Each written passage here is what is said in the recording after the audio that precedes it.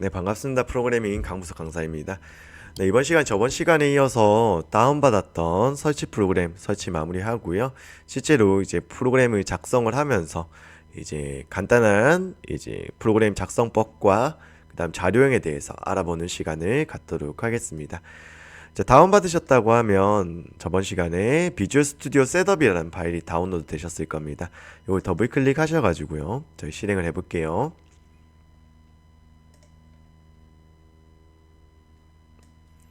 네, 그러면 계속 버튼 눌러서 다음 넘어가 주시고요.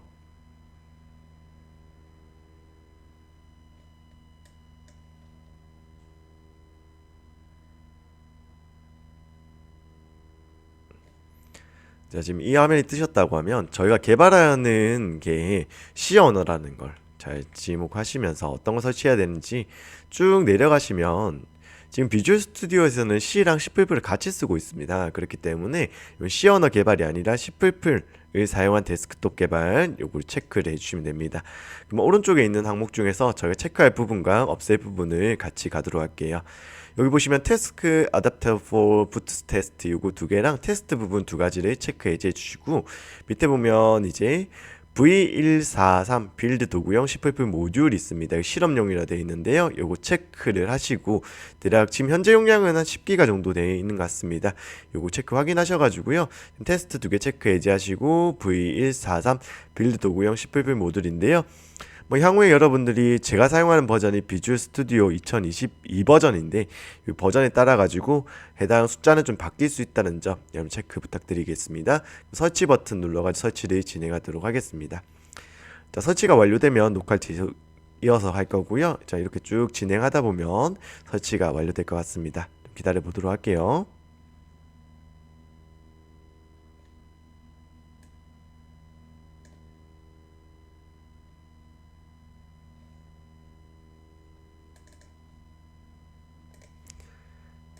네, 설치가 이제 다 된 것 같아요. 네, 설치가 다 됐기 때문에 설치화면부터 이제 이어서 진행하도록 하겠습니다. 자, 먼저 비주얼 스튜디오 로그인이라고 뜨시는데요. 그 아래쪽에 보면 지금은 이 항목을 건너뛰 이걸 선택하셔가지고 넘어가 주시면 되고요. 테마는 여러분들이 원하시는 거 저는 어둡게 선택해서 비주얼 스튜디오 실행을 하도록 하겠습니다.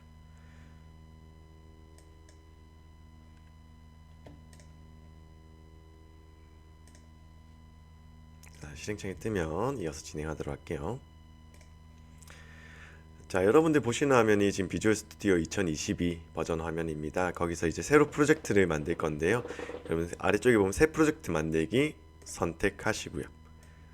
그 다음에 그 항목 중에서 일단은 저희가 언어 부분을 여러분들 C 언어로 선택하셔야 되는데 상단에 보시면 모든 언어라고 된 거 보시면 이쪽에 C 언어는 없고 C++이라고 있으신데요. C++ 요거 선택하셔가지고요.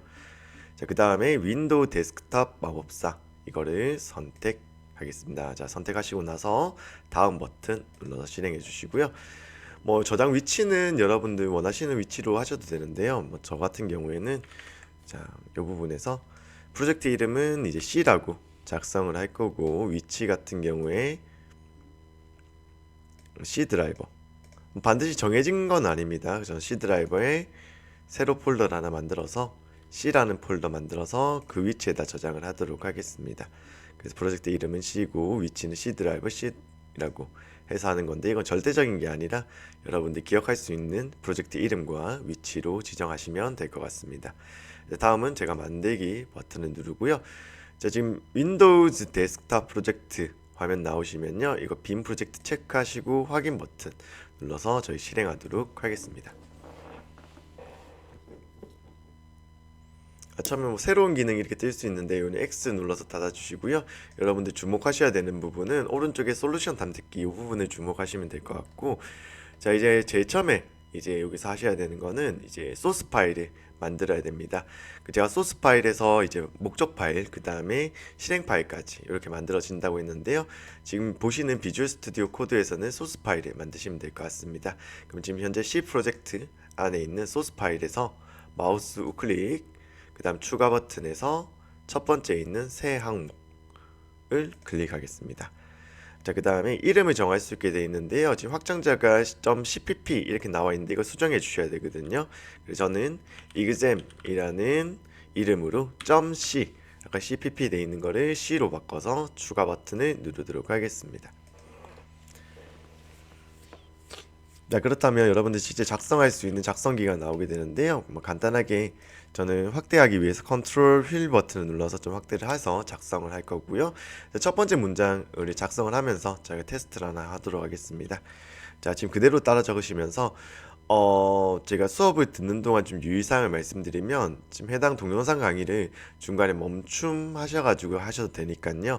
꼭 여러분들이 이 에디터를 설치하셔가지고 작성하면서 이 코드는 이해를 나중에 하더라도 작성을 많이 하시면서 익히시는 게 손으로 익히시는 게 가장 효율적인 공부 방법입니다. 자, 그럼 작성을 해보도록 하겠습니다. 저희의 첫 번째 프로그램 될 거고요. 그 다음에 shop include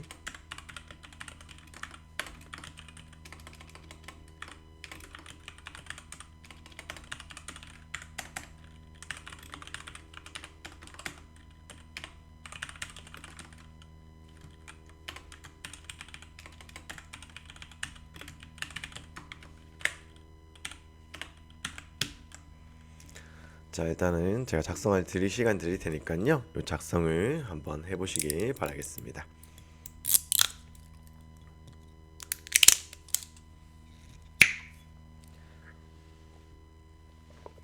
네, 작성이 다 되셨다면 자, 저희가 소스 파일을 완성을 했기 때문에 제가 컨트롤 S로 저장을 하고요. 자, 제일 처음에 하셔야 되는 게 이제 제 절차를 컴파일 후 그 다음에 링크 절차로 진행되는 빌드 부분이라고 하셨는데요. 자, 그럼 상단에 보시면 빌드라고 된 게 있을 겁니다. 빌드라고 된 거를 선택을 하셔서 솔루션 빌드 요거를 클릭하시고요. 그러면 이제 컴파일 절차가 진행되는데요. 아이고, 다 났구나. 잠깐만요. 그럼 지금 제가 방금 의도치 않게 이제 코드를 잘못 적어가지고 오류가 났는데요. 자, 이 부분 빌드 단계에서 지금 오류라고 떴죠. 그럼 해당 6번 라인에서 문제가 있었던 거 제가 방금 전에 수정을 했고요. 다시금 빌드 시키도록 하겠습니다. 빌드에서 솔루션 빌드. 자, 그러면 빌드 파일, 오브젝트 파일이 완성이 됐고요. 그 다음에 이제 실행하기 위해서는 디버그 항목에서 이제 디버깅 시작이나 디버그 하지 않고 시작이 있는데요. 디버깅 시작 같은 경우에는 여러분 프로그램 실행 간의 메모리 사용량이라든가 이런 게 확인 가능한데 저희는 코드 부분 확인이 됐기 때문에 디버그 하지 않고 시작을 통해서 점검하도록 하겠습니다. 향후에 여러분들 C 프로그램 개발할 때 디버깅 부분이 필요하다면 디버깅 시작으로 하시면 되는데 지금은 저희가 디버그 하지 않고 시작을 선택해서 콘솔 창을 띄워보도록 하겠습니다. 그럼 빌드 단계에서 만들어진 여러분들 실행 파일이 정상적으로 실행되는지 확인하시고요. 상단에 hello world라고 출력되는지 출력문 한번 확인해 보도록 하겠습니다. 자, 확인되셨다면 아무 키나 눌러서 창을 종료해 주시고요. 지금 작성하셨던 거 저희가 하나씩 분석하면서 코드 리뷰를 하도록 하겠습니다. 상단에 보시는 첫 번째 프로그램이라는 거는 제가 앞서 말씀드렸던 여러 줄 주석 처리 부분이고요. 해당 첫 번째 프로그램은 우리가 알아볼 뿐이지 실제로 컴파일 단계에서는 구현이 되지 않는 부분이고요. 그 다음 첫 번째 나오는 이거는 include stdioh 같은 경우에 향후에 배우겠지만 전처리기라고 합니다. 이 전처리기라고 하는 거는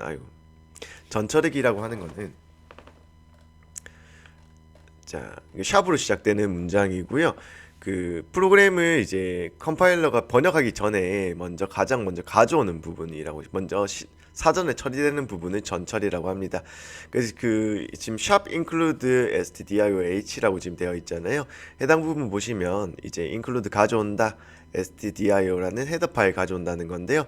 향후에 배우겠지만 stdioh라는 거는 이거는 표준 이제 입출력 함수를 사용하기 위해서 지금 printf를 사용하기 위해서 가져오는 라이브러리 그 함수들이 모여있는 표준 입출력 함수라고 보시면 되겠습니다. 다음 이제 메인이라고 된 부분 한번 주목해 보도록 하겠습니다. 자, C 언어는 명령을 일정한 단위로 묶어서 코드를 사용하기 위해서 함수라는 문법을 이제 제공을 합니다. 그 C 언어 프로그램을 짤 때는 메인 함수는 반드시 정의해야 된다고 하고요. 그 C 언어에서 메인 함수는 여러분 코드를 실행함에 있어서 가장 먼저 실행되는 부분이라고 이해해 주시면 될 것 같습니다. 그래서 이제 주요 프로그램들이 메인 함수에 들어가는 거고요. 메인 함수 앞에는 void라고 되어 있는데 뭐 함수 부분 할 때 설명드리겠지만 보이드는 뭐 번역할 때는 뭐 공허하다 이렇게 번역되는데 보이는 정해지지 않았다는 뜻의 이하거를 나타낸다고 보시면 되겠습니다. 자, 그리고 아래쪽에 보면 printf라고 된 건데요. 아까 stdioh 표준 입출력 함수 입출력 라이브러리에서 존재하는 이제 표준 입출력 함수고요. printf 같은 경우에는 이제 문장을 여러분들이 출력한다. 뭐 인쇄 출력이 아니라 지금 제가 실행하였을 때 콘솔 화면에 이 화면에 출력한다는 이제 함수가 되겠습니다. 그럼 제가 실행한 건 메인 부분에 Hello World라는 문장을 출력한 간단한 프로그램을 했고요. 여러분들 지금 하실 때 제가 지금 빌드 먼저 진행을 하고 디버그에서 디버그 하지 않고 시작을 했지만 이제 빌드조차 생략하고 디버그에서 바로 실행을 하셔도 이제 빌드를 포함해서 실행되기 때문에 단축키 하나만 알아두셔도 괜찮습니다. 단축키는 컨트롤 F5번. 요거는 컴파일러마다 아이고 잘못 눌렀네요. 컨트롤 F5번. 이거 뭐 컴파일러마다 좀 컴파일러마다 좀 다른데 지금 비주얼 스튜디오 컴파일러에서는 이제 컨트롤 F5번이 이제 디버깅 하지 않고 시작 부분이기 때문에 앞으로 저희가 작성을 하고 컨트롤 F5번으로 바로 빌드랑 실행하는 절차를 밟도록 하겠습니다. 자, 이렇게 실행하셨다고 하면 저희가 본격적으로 이 프로그램을 통해서 간단하게 이제 자료형에 대해서 좀 알아보도록 할 건데요. 자, 지금 분석했던 거 한 번 더 정리해 보면서 저희가 또 퀴즈 한 번 더 나가도록 하겠습니다. C언어로 만드는 첫 번째 프로그램의 퀴즈 저랑 같이 한번 적어 볼게요.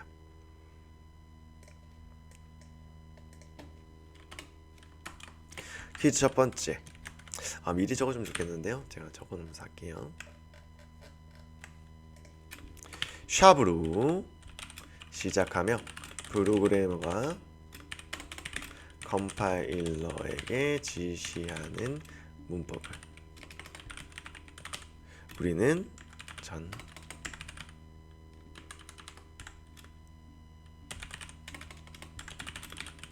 자, 이게 첫 번째 문제고요. 저 두 번째는 방금 했던 첫 번째 프로그램에 대한 그 복습을 좀 하시면 됩니다.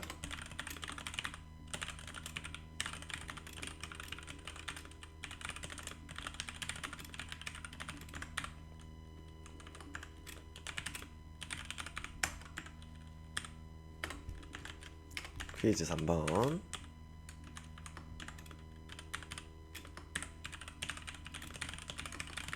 의미를 가지는 예약. 자, 이 세 가지를 한번 간단하게 저희 복습을 하면서 가도록 하겠습니다. 일단 샵으로 시작하면서 아까 샵 include로 시작하고 stdioh 이렇게 나와 있던 부분인데요. 자, 이 샵으로 시작하는 문법을 뭐라고 하냐? 여러분 전처리기라고 합니다. 전처리기는 여러분 이제 본격적으로 컴파일 하기 전에 사전에 처리되는 문법이라고 보시면 되겠고요. 이 전처리기 이제 약간 전처리기 아까 메인 함수 실행 전에 실행이 되는 부분이라고 보시면 되고요. 이걸 전처리기라고 한다라고 이해하시면 되고요. 자, C 언어 프로그램을 구성하는 함수 중에서 시작을 의미하는 함수는 아까 이 함수 부분 얘기 드렸고요. 이건 메인 함수라고 합니다. 이 메인 함수는 C 언어 프로그램에 있어가지고 반드시 존재해야 되는 하나가 반드시 존재해야 되는 함수라고 이해해 주시면 되고요. 아까 메인 함수 앞에 있었는데요. 이거 void라고 합니다. void. 자, void는 정해지지 않았다는 의미를 가지는 예약어라는 거를 정리하면 되고요. 앞으로 이거 지금 전처리기와 이제 메인 함수 이 두 가지 함수 부분에 대해서는 이제 별도의 강좌를 통해서 같이 한번 알아보도록 하겠습니다. 자, 이제 본격적으로 자료형에 대해서 알아보도록 할 건데요. 자, 일단 자료형을 여러분들이 이해하기에 앞서가지고 그럼 자료형은 무엇인지 그리고 이제 컴퓨터의 저장 방식에 대해 좀 알고 계셔야 됩니다. 자료형에 대해서 이야기 앞서가지고 컴퓨터가 어떻게 자료를 저장하는지에 대해서 이해를 하시면 좋겠고요. 자, 그렇다면 일단 지금은 이렇게 배워볼게요. 컴퓨터의 자료 기억 방식에 대해서 먼저 알아보고 그 다음 문자를 이제 어떻게 저장할 것이냐. 문자는 어찌 보면 그림처럼 된 거잖아요. 한국어든 영어든. 자, 그 그림을 어떻게 지금 컴퓨터에 이제 소위 말하는 이진수 체계로 저장을 하느냐 요에 대해서 좀 알아볼 거고요. 그 다음에 이제 자료형의 종류에 대해서 알아보도록 하겠습니다. 자, 일단 먼저 컴퓨터 자료형 부분. 자, 컴퓨터는 여러분들이 프로그램을 실행하게 되면 자료를 저장하는 부분이 메모리라는데, 다른 말로 우리가 이라고 하는데, 프로그램 딱 실행하게 되면 이제 메모리에 관련 데이터들을 이제 저장하게 되는데요. 이 메모리에 저장하는 방식부터 조금 이해하셔야 될 것 같습니다. 자, 일단 메모리는 1바이트 단위로 주소가 매겨져 있으면 운영체제마다 관리하는 방법이 달라요. 그래서 예를 들어서 32비트짜리 기반의 운영체제는 지금은 거의 다 64비트 쓰고요. 윈도우 이제 10이란 특히나 11 부분 들어가면서 이제 무조건 32비트짜리 쓰는데, 일단 32비트 아니 지금 64비트 쓰는데요. 32비트 기반의 윈도우 운영체제는 0번지부터 시작해서 지금 대략적으로 이제 42억 9천 개 정도까지 저장을 할 수가 있습니다. 그래서 그러면 주소가 지금 1바이트 단위로 부여되어 있는데 데이터가 꼭 1바이트로 저장되지는 않아요. 나중에 보시면 알겠지만 이제 뭐 자료형에 따라서 1바이트, 2바이트, 4바이트, 8바이트까지 저장하는 단위가 달라져 있고요. 우리는 지금 1바이트 단위로 주소가 기록된다. 주소 번호가 이제 1바이트 단위로 넘어간다 라는 것만 기억하시면 되고, 그렇다면 제가 방금 말씀드린 1바이트, 물론 컴퓨터를 전공하셨거나 여러분들이 컴퓨터에 관심 있으신 분들은 뭐 쉽게 우리도 접하는 게 메모리 뭐 16기가바이트 뭐 GB 이렇게 표현을 하죠. 뭐 1테라바이트 이런 단위들 많이 들어보셨을 건데요. 거기에 대해서 간단하게 좀 알아보도록 하겠습니다. 자, 먼저 1비트라는 단위부터 아셔야 되는데요. 1비트가 8개 모이면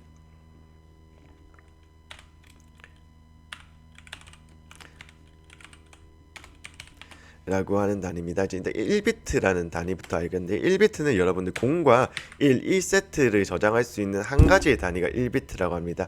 그럼 1비트는 0이 될 수도 있고요, 1이 될 수도 있습니다. 자, 그렇다면 8비트는 뭐냐면 이제 0과 1을 저장할 수 있는 총 8개의 공간이라고 보시면 되겠습니다.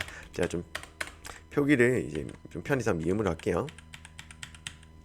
그러면 이제 총 요 안에다가 1 아니면 0이라는 숫자가 하나씩 들어간다고 보시면 되고, 자, 이 총 8개 저장 비트가 이제 8비트라는 거고, 이걸 통칭해서 1바이트라고 합니다. 자, 메모리 8비트 같은 경우에 저장 공간을 얼마나 담을 수 있는지 같이 알아보도록 하겠습니다. 자, 일단 아까 사전에 앞서가지고 제가 한 칸당, 그러니까 1비트당 0과 1 두 가지 숫자를 지정할 수 있다고 했으니까, 그러면 한 칸당 이제 0과 1, 0과 1 이런 식으로 들어간다면 사실상 이제 확률상으로는 2의 총 8제곱 정도 들어갈 수 있다고 보시면 되고요. 이거 수치상으로 나타내면 이제 256가지까지 데이터가 저장될 수 있다고 보면 되겠습니다. 자, 그렇다면 일단 1바이트는 256까지 저장될 수 있고요. 그러면 일단 메모리 주소는 1바이트 정도의 기록 공간을 가지고 있다라고 보시면 되겠습니다. 뭐 1비트가 그럼 1비트가 늘어날 때마다 저장 단위는 이제 2배씩 늘어나는 구조로 이제 되어 있고요. 자, 이 부분에 있어 가지고 그러면 이제 데이터를 저장함에 있어 가지고 이 단위들이 이제 존재하게 되는데요. 그러면 흔히 제가 좀 간단한 퀴즈를 한번 내보도록 할게요. 그러면 1비트는, 자, 1비트는 이제 0과 1로 된 숫자고요. 1바이트는 이제 8비트 단위라고 보시면 되겠습니다. 자, 그래서 1바이트는 8비트라는 거 기억하시면서 제가 내는 퀴즈 간단하게 한번 풀어보고 가도록 하겠습니다. 잠시만요. 잠깐 엉뚱하게 났네. 자, 보겠습니다. 자, 그럼 1바이트는 비트 단위로 환산하면 몇 비트가 될 거야? 그 다음 저장하는 개수는 제가 256개까지 저장할 수 있다고 되어 있습니다. 자, 그 다음 2바이트 2바이트는 자 1바이트가 8비트니까 자 이거는 16비트까지 저장할 수 있고요. 그러면 2의 16제곱, 자 간단한 계산 해볼까요? 계산기 이용해서 보여드리겠습니다. 6만 1000개 정도 들어갈 수 있는데 요거 잠깐 실제 정확한 숫자를 제가 한번 적어드리도록 하겠습니다. 자, 요 부분을 퀴즈를 낼까요? 자, 저장할 수 있는 숫자의 개수, 그 다음에 4바이트. 제가 이렇게 적어드리는 거는 이제 단위를 가장 많이 쓴 게 1바이트, 2바이트, 4바이트, 8바이트 이렇게 많이 쓰기 때문에 설명드렸습니다. 여기 비트, 그 다음에 요거는 40여 개 정도 인데요. 자, 그러면 요것도 제가 물음표로 해가지고 어떻게 계산할 수 있는지 같이 해보도록 하겠습니다. 그렇다면 우리 컴퓨터에 항상 존재하는 계산기를 꺼내서 한번 알아보도록 하겠습니다. 자, 계산기를 좀 사용하는 법을 좀 알려드릴 건데 앞으로 여러분 하실 때 설명을 드리면서 같이 할게요. 자, 윈도우 계산기에는 여러분 특별한 기능이 있습니다. 이 프로그래머를 위한 기능이고요. 자, 이거를 제가 비트 자료용으로 좀 보여드리겠습니다. 0과 1, 아까 비트 형식의 이제 칸이라고 얘기 드렸고요. 이 가운데 버튼 키워드랑 이제 디워드, 그다음 워드, 그다음 바이트 이렇게 나타내면서 바이트는 8바이트이기 때문에 8비트이기 때문에 이게 형식이 이렇게 나와 있죠. 나중에 저희가 이제 비트 정확한 자료용 하면서 자료용을 이제 음수 이런 값들도 같이 알아보도록 할 겁니다. 자, 그렇다면 일단 계산기에서 제가 프로그래머 기능을 켰고요. 자, 그러면 일단 간단한 계산식으로 한번 같이 알아보도록 하겠습니다. 자, 먼저 아까 첫 번째 1바이트는 우리 아까 말씀드린 8비트가 된다고 했고요. 이거는 256개. 그럼 뭐야? 2 곱하기 8제곱. 2의 8제곱이죠. 그럼 8제곱 이거 한번 계산해 보겠습니다. 자, 그럼 계산기 다시 꺼내서 자, 프로그래머 계산기는 나중에 써보고요. 공학용 계산기 이용하겠습니다. 자, 2의 8제곱은 256개까지 저장된다는 거고요. 첫 번째, 그러면 8비트까지 저장된다. 2바이트는 몇 비트? 16비트죠. 2 곱하기 8이니까. 그럼 16비트는 과연 얼마까지 자료 저장할 수 있을까? 그럼 2의 16제곱이 되겠죠. 계산기 한번 두들겨 볼게요. 자, 2의 16제곱이면 대략 65,000개 정도 저장이 가능하다. 그래서 2바이트는 65,536개까지 저장 가능하고요. 4바이트는 뭐야? 그러면 8 곱하기 4, 4, 8, 32, 32비트가 되겠죠. 그럼 32비트면 과연 얼마나 늘어날 것인가? 자, 딱 8비트 더 늘어나거든요. 근데 자료는 기하급수적으로 늘어나게 됩니다. 자, 한번 계산해 볼게요. 그러면 2에 제가 아까 32비트라고 했죠. 그럼 2에 32 보면 42억 개 정도, 42억 9천 개 정도 저장, 9천만 개 정도 저장할 수 있다. 자, 자료가 4바이트 정도면 이 정도의 자료량을 저장할 수 있다는 거예요. 자, 그렇다면 이제 메모리 이렇게 저장할 수 있는 양을 그러면 1바이트, 2바이트, 4바이트로 구분을 해봤고요. 그러면 이거를 이제 저장할 때 메모리를 그럼 효율적으로 사용할 수 있는 방법은 내가 만약에 나이라든가 뭐 온도라든가 이런 데이터를 좀 이런 숫자 값을 저장하는데 4바이트까지 자료용을 쓸 필요가 있을까? 온도가 뭐 40억도 뭐 태양계인가요, 여러분? 이렇게까지는 할 수는 없잖아요. 이렇게까지는 필요가 없잖아요. 그래서 1바이트 정도 저장관이면 충분히 차고 넘치는데 굳이 4배인 4바이트를 쓸 필요가 없다는 거죠. 그래서 데이터를 저장할 때는 여러분들이 이 메모리 공간을 효율적으로 저장 크기를 정해 주시는 게 여러분들 효율적으로 자료를 할 수가 있는데요. 그러면 이런 질문이 오실 수 있어요. 여러분, 지금 옛날에는 컴퓨터가 좀 용량이 작고 뭐 메모리가 뭐 메가바이트 시대 때 있었죠. 그럼 메모리가 엄청 작을 때는 이렇게 메모리 하나하나 쓰는 게 엄청 용량이 작아서 중요하지 않는데 요즘 컴퓨터가 뭐 요즘 웬만한 컴퓨터도 8기가, 4기가 이 정도 달려 있고 메모리가 뭐 지금 잘 나온 거는 32기가, 그다음에 뭐 64기가까지 자는 경우도 있고 128기가까지 자는 경우도 있는데 이렇게 용량이 큰 상태에서도 메모리 저장하는 게 중요한가요? 라고 할 수 있어요. 뭐 반은 맞고 반은 틀립니다. 여러분, 프로그램 이제 개발하는 크기에 따라 좀 다를 수도 있는데요. 요즘은 또 빅데이터라고 해서 많은 데이터를 좀 처리하는 게 좀 발전되고 있잖아요. 그렇다고 하면 자, 용량이 부족해서라기보다는 데이터 개수가 이제 엄청 많아지기 때문에 그래서 지금은 이제 데이터 개수가 많아진다고 하면 거기에 맞춰서 용량도 커지는 게 당연한데 그렇다면 애초부터 이제 데이터를 저장할 때 효율적으로 그 크기에 맞는 작은 데이터 공간을 할당해 가지고 저장을 하게 된다면 훨씬 더 이제 뭐 서버를 많이 둘 필요도 없고 이제 뭐 실제 하드웨어적으로 엄청 크게 둘 필요는 없다는 거죠. 뭐 이런 거예요. 예를 들어서 쪼매난 얘가 조그만한 뭐 펜을 하나 보관을 해야 되는데 요걸 하나 한다고 자그마한 필통에다가 저장하면 되는데 이거는 굳이 뭐 한 32평짜리 엄청난 큰 공간에 펜 하나 저장하는 거랑 이렇게 마찬가지라는 거죠. 그렇기 때문에 메모리는 가급적 효율적으로 쓰는 게 좋은데 다만 이것도 고려하셔야 되는 게 메모리가 이제 넘치게 되면 그 외에 메모리가 저장 공간에서 넘치게 되면 그 외의 자료는 오버플로우라고 해서 그 외의 자료는 내가 원치 않는 값들이 이제 나오게 됩니다. 그래서 이제 메모리를 저장하실 때 줄이는 것도 물론 중요하고요. 근데 이 메모리를 이제 숫자 값이 어디까지 확장될지도 향후를 좀 고려하셔가지고 적정 수준을 찾는 게 가장 중요하다라고 보시면 돼요. 무조건적으로 메모리 절약하는 게 중요한 게 아니라 효율적으로 저장 공간을 확보하되 이 숫자가 어디까지 확장될지를 고려하셔가지고 이제 메모리 저장 공간을 이제 할당해 주시는 게 좋겠다라는 게 제 결론입니다.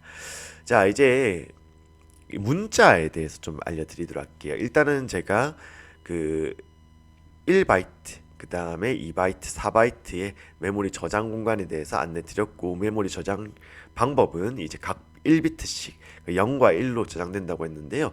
그러면 숫자는 알겠어요. 숫자는 이렇게 0과 1로 된 이진수로 저장된다는 거 이해를 했는데, 그러면 문자 같은 건 어떻게 저장을 할 수 있을까? 그러면 A라는 글자랑 B라는 글자, 우리 한국어로는 뭐 가라는 글자랑 나라는 글자, 뭐 이런 것들 다양한 언어에 맞게 정해져 있는 글자들은 일단은 뭐 글자라는 거 보면 일단 그림이잖아요. 어째 뭐 상형 문자라고 그 상형 문자라 해야 되나?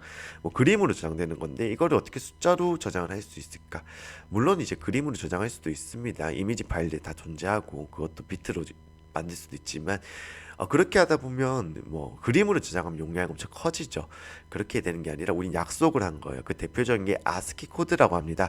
그럼 예를 들어서 저희가 A라는 거를 이제 저장을 하게 된다고 했을 때 A는 84 이렇게 숫자로 미리 이제 약속을 한다고 하면 우리 84는 숫자로 저장하게 되면 이거는 출력하는데 A라고 바꿔서 출력을 하겠다라고 우리 약속을 지은 게 있어요. 그게 아스키 코드라고 하는데요. 이 아스키 코드는 이제 우리 미국 표준이고요. 이제 국제적으로 지금 사용되고 있는 이제 언어 이제 표기법입니다. 아스키 코드는 제가 인터넷에 잠깐 검색을 해서 알려드리도록 하겠습니다. 아스키 코드.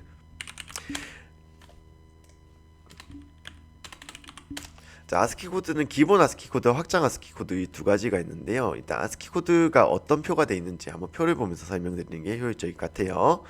자, 아스키 코드를 보시면 일단 알파벳 숫자, 그 다음에 구두점 이런 기호들과 공백 문자, 제어 문자까지도 이렇게 기억을 하고 있는데요. 개수가 몇 개?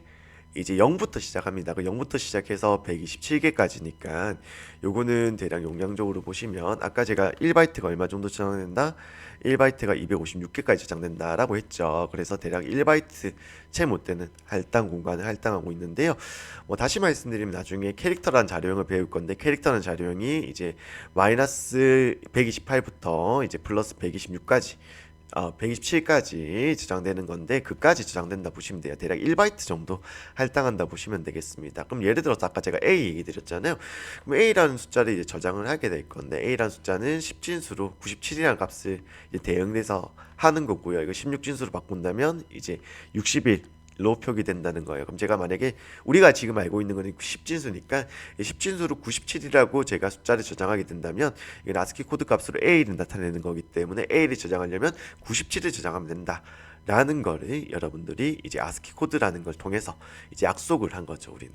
그래서 이렇게 보시면 됩니다. 저희가 A를 찍어서 저장을 하면 컴퓨터에서는 뭘로 A라는 문자로 저장하는 게 아니라 이거를 97로 환산을 해서 97이라는 숫자 10진수로 97이라는 숫자를 저장하는 방식으로 이제 진행한다라는 걸 간략하게만 좀 알아보고 넘어가도록 하겠습니다. 나중에 문자를 할 때 좀 더 알아볼 거고요. 자, 이제 본격적으로 우리 자료형에 대해서 좀 알아보도록 하겠습니다. 자료형이라는 거는 이제 왜 필요한지부터 알려드릴게요. 아까 제가 메모리라는 거를 이제 설명을 드렸는데요.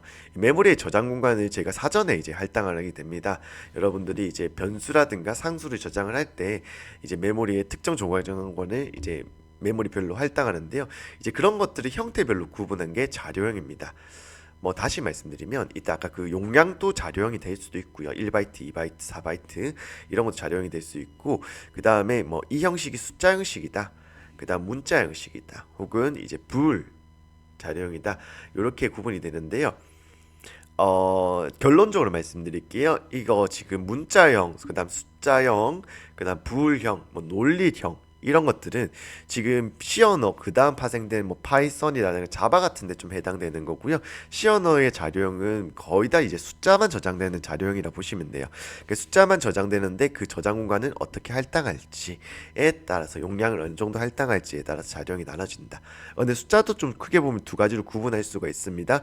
정수 숫자형이 있고 그다음 실수 숫자형이 있는데 이 두 가지를 또 나눠서 같이 한번 더 알아보도록 하겠습니다. 그럼 먼저 정수 자료형부터 같이 알아보도록 할게요. 그럼 지금 본격적으로 좀 약간 C 언어에서 좀 작성을 하면서 좀 알아보는 게 좋을 것 같아요. 그럼 제가 에디터를 다시 켜서 요걸 기존 데이터를 잠깐 지우고 자 자료형을 본격적으로 알아보기에 앞서서 일단 기본 형태부터 좀 갖도록 하겠습니다.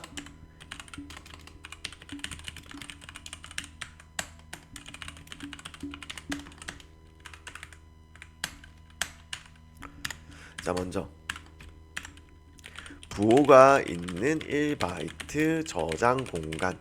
자 일단 내가 부호가 있다 없다는 어떻게 보시면 되냐면 이게 플러스 값과 음수 양수가 있다 보시면 되겠습니다. 그래서 음수 양수가 있다는 저장 공간이라고 보시면 되고요. 그럼 부호가 없는 건 뭐야? 양수만 저장하는 거예요.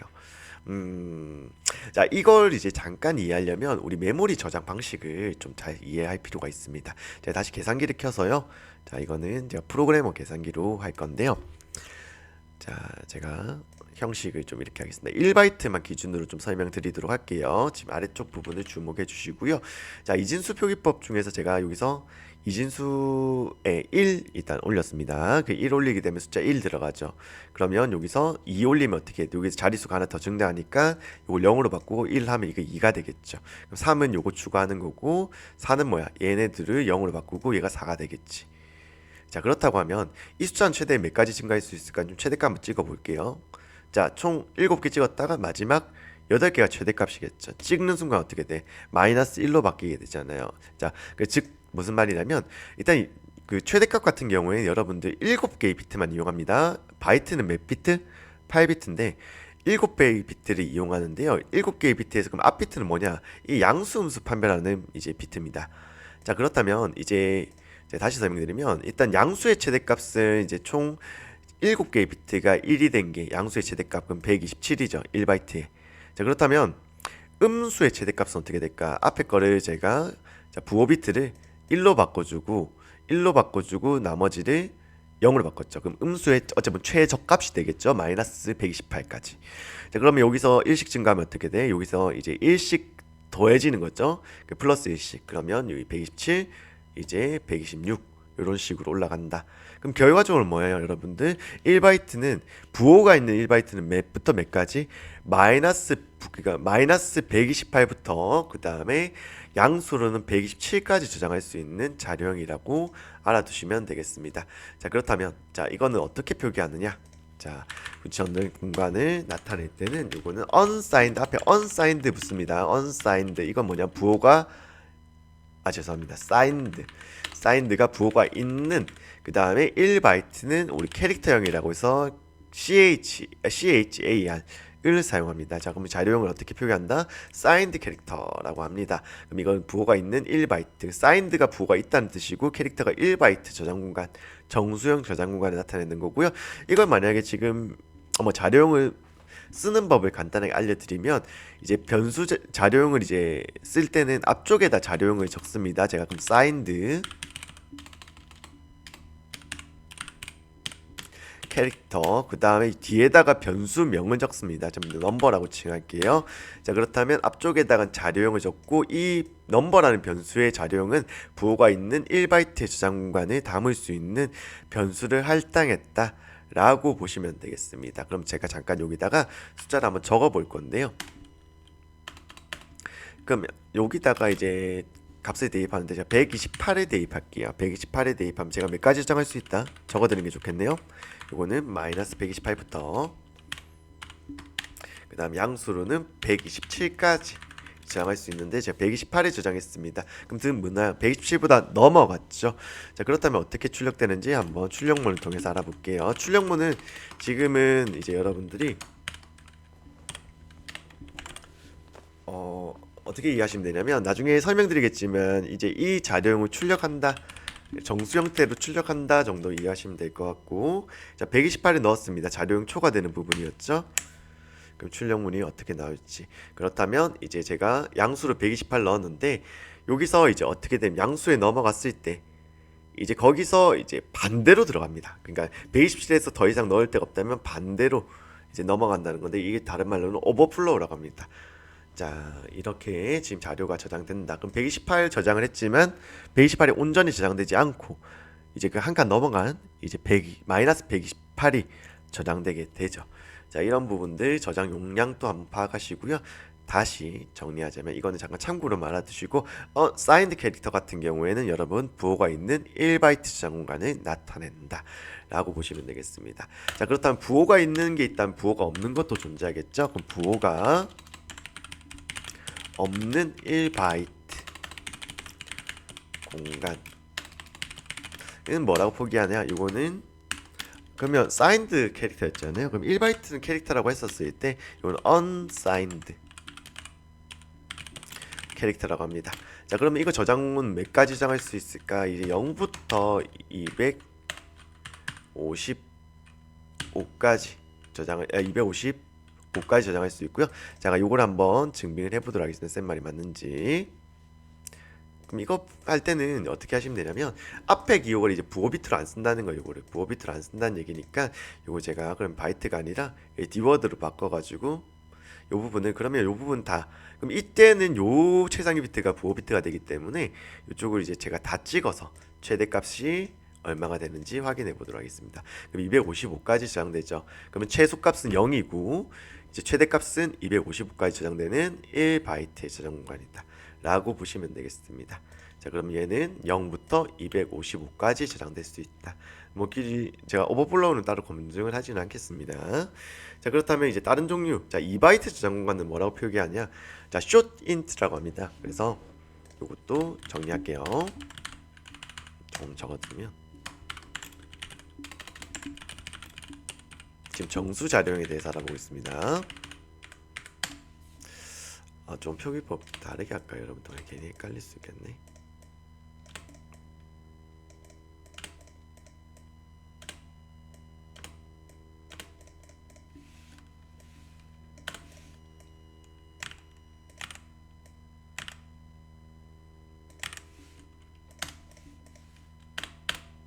자, 여기까지 정리하겠습니다.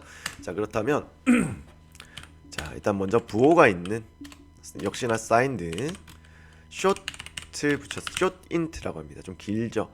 그래서 부호가 있는 짧은 정수형 자료형 int가 인티저라고 하는 건데요. 이 정수형 자료형인데 앞에 short이 붙죠. 그래서 이거는 뭐라고 하냐면 부호가 있는 2바이트 저장 공간을 나타냅니다. 자, 부호가 있기 때문에 그러면 이건 마이너스 값 한번 또 검증을 해보면서 같이 한번 알아보도록 하겠습니다. 제가 지금 아까 8바이트 정도, 그러니까 2바이트면 16비트라고 했고요. 대략 6만 1000개 정도 저장할 수 있다 얘기 드렸는데요. 이것도 한번 저희가 비트 확인해 보면서 설명을 드리도록 하겠습니다. 자, 일단은 제가 요거를 똑같은 형식은 총 8비트이기 때문에 이렇게 지금 워드로 바꿔놓은 상태고요. 자, 그럼 제가 여기다가 숫자를 좀 적겠습니다.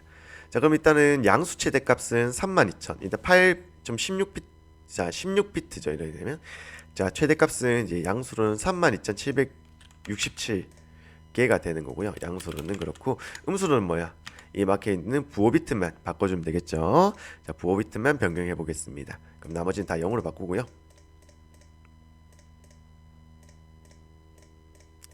앞쪽에 있는 부호 비트만 증가시켰을 때 마이너스 32,758까지. 자, 그렇다면 이제 signed short int 같은 경우에는 32,768부터 32,767까지 저장할 수 있다 라고 보시면 되겠습니다. 그럼 이거 역시도 여러분 존재하겠죠. unsigned short int가 존재할 겁니다. 적어볼게요. unsigned. 이거는 뭐야? 부호가 없는 2바이트 저장 공간이라고 했죠. 자, 그렇다면 이거는 바로 계산을 하셔도 되는데, 이거 뭐 한번 바로 찍어보면서 해보도록 하죠. 자, 그럼 뭐야? 이거는 또 이제 형태를 조금은 공간을 확장시켜 주시고요. 이걸 전체 다 찍어 보시면 뭐 딱 아시다시피 그건 2배가 증가하게 되는 겁니다. 자, 0부터 그러면 65,535까지 저장될 수 있고요. 뭐 저장 개수는 그 65,536까지 저장되는 거죠. 자, 그러면 0부터 61,535 자료를 저장할 수 있다라고 보시면 됩니다. 자, 그러면 마지막 4바이트 저장 공간까지 한번 확인해 보겠습니다. 그러면 이것도 역시나 사인드인데 뭐가 달라지지? 여기는 롱이라는 글자가 붙게 됩니다. 롱 인트, 이건 뭐야? 부호가 있는 4바이트. 3바이트는 없죠. 이게 보통 이제 표기법이 1바이트, 2바이트, 3바이트 단위는 없습니다. 4바이트 이렇게 넘어가고 8바이트 이렇게 넘어갑니다. 딱 이진수 표기법대로 저장 공간. 와, 요 정도 되면 여러분들이 이제 공간이 엄청 늘어나게 됩니다. 자, 그럼 한번 제가 이것도 한번 검증을 해서 보여드리겠습니다. 그대로 쓸까요? 어차피 디월드. 자, 이걸로 한번 보여드릴게요. 하나 적으면 할까요?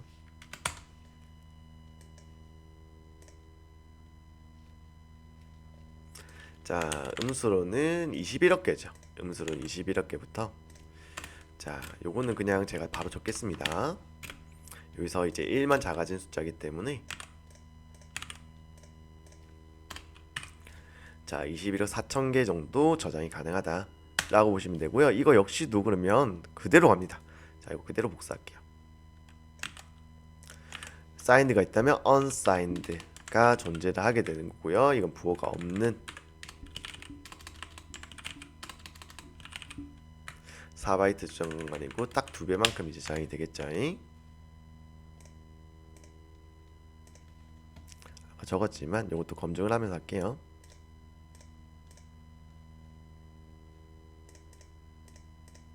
어디서부터 클릭을 다 해야 된다는. 그럼 이렇게 하죠.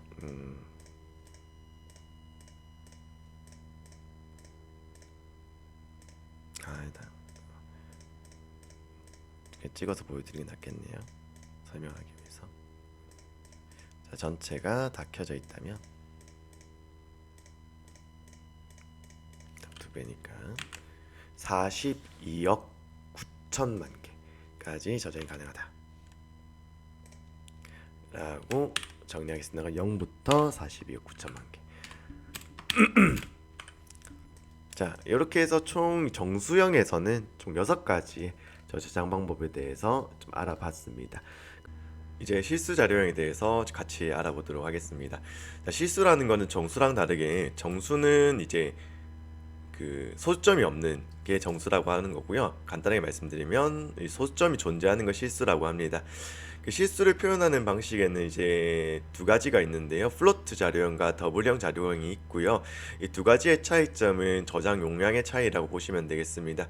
일반적으로 64비트 기준에서는 이제 플로트 같은 경우에는 이제 4바이트 크기의 자료형을 사용하는 거고요. 그 다음에 이제 더블형 자료형 같은 경우는 64비트의 자료형을 사용한다 보시면 되겠습니다. 그래서 64비트 즉 8바이트 정도의 자료형을 사용한다 보면 되고요. 그 용량 차이가 이제 있다고 보시면 되고, 여러분들 아까 정수형 자료형에서 쇼딘트랑 롱인트처럼 여러분 용량이 필요한 정도에 따라 가지고 작성을 해주시면 되겠습니다. 좀 간단하게 저희가 좀 정리를 하고 시작하도록 할게요. 그러면 이제 실수 자료형 좀 표기를 하겠습니다. 좀 빠졌네요.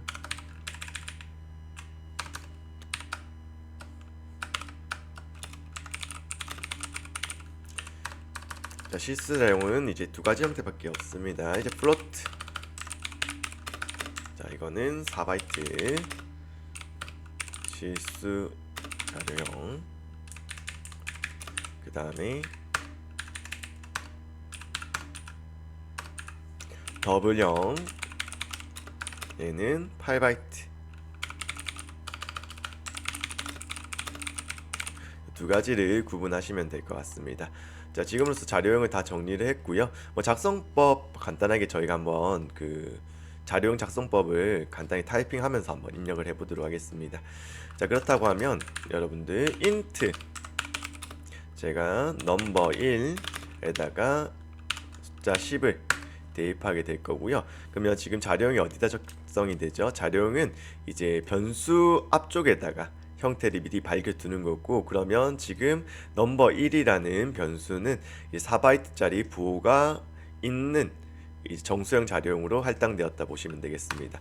자, 그러면 저희가 이제 플로트 자료용 한번 써볼게요. 플로트 넘버 2번, 여기는 10.5 작성을 할 건데요. 이제 플로트 자료용 같은 경우에는 이제 4바이트 실수 자료형이라고 형태를 냈고, 이제 들어가는 상수 같은 경우에는 이제 더블형 자료형 같은 경우에는 f를 생략해도 됩니다. f 생략해도 되는데, 이제 플로트 자료형 같은 경우에는 f를 작성하셔가지고 상수 입력을 해주셔야 된다는 거. 이거 나중에 저희가 상수 하거나 변수할 때 한 번 더 알아보도록 하겠습니다. 자, 지금은 일단 자료형 위치만 파악을 해주시면 될 것 같아요. 자, 이렇게 작성이 되셨다면 저희가 간단한 퀴즈를 통해 가지고 저희가 이제 복습을 진행하고 마무리하도록 하겠습니다. 자, 제가 또 역시나 작성을 할 텐데요. 한번 보시면서 시작하도록 할게요.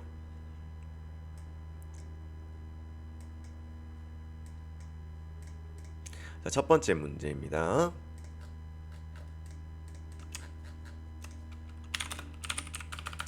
운영 체제는 메모리에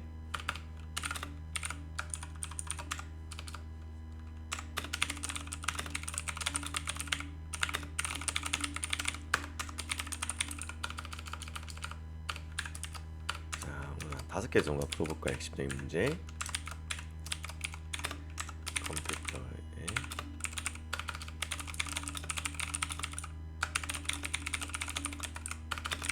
형식을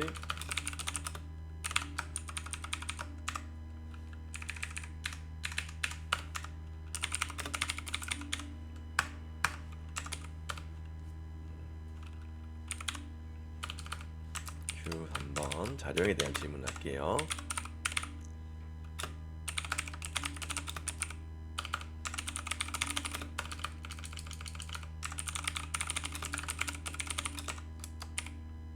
요거는 제가 물음표 대신에 생략하겠습니다. 적을까요?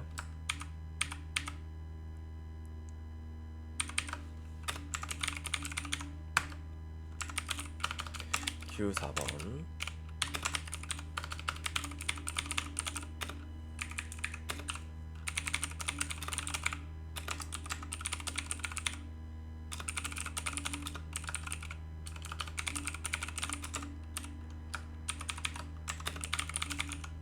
마지막 문제 Q5번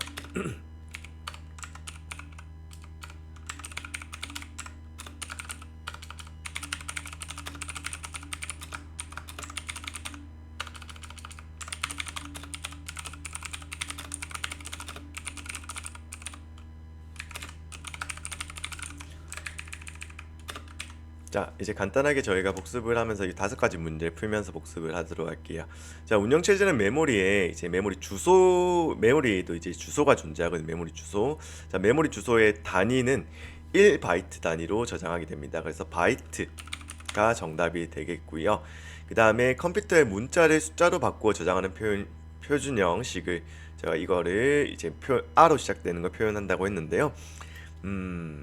자, 일단 문자는 저희가 그림이라고 했죠. 정면형의 그림인데 이거를 그냥 그림으로 저장하는 게 아니라 하나의 약속으로 숫자로 이제 대응되는 약속을 하나 정한 게 있는데, 그거를 저희는 요거를 ASCII 코드라고 규정했다라고 얘기 드렸습니다.